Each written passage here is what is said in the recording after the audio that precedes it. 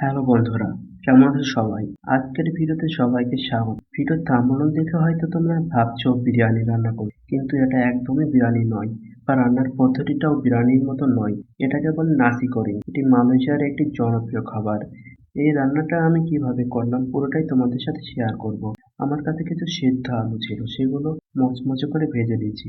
তারপর কিছু রান্না করা গোস্ত, সেগুলো ভেজে নিচ্ছি। ভেজে না নিলেও হবে। এরপর পেঁয়াজ, মরিচ, রসুন, আদা বাটা এগুলো ভেজে নিব। তারপর গোস্তের কিছু ঝোল ছিল, সাথে ভাজা আলু ও গোস্ত দিয়ে দিলাম। কিছুক্ষণ নাড়াচাড়া করে ভালোভাবে কষিয়ে নিতে হবে। আসলে এই রান্নার মূল উপাদান যেটা, সেটা হলো রান্না করা ভাত। এরপর আমি ভাত দিয়ে কষা ঝোলের সাথে পর্যাপ্ত পরিমাণ ভেজে নেব।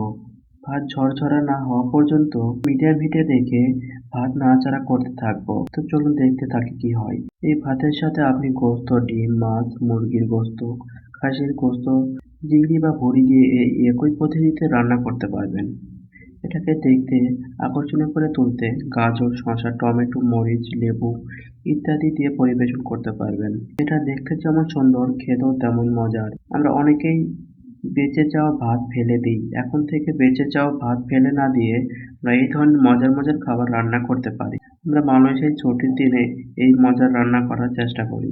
আমার ভিডিও আপনাদের কেমন লাগলো তা অবশ্যই কমেন্ট করে জানাবেন। এটা বাসায় কে কে ট্রাই করবেন অবশ্যই কমেন্ট করে জানাবেন।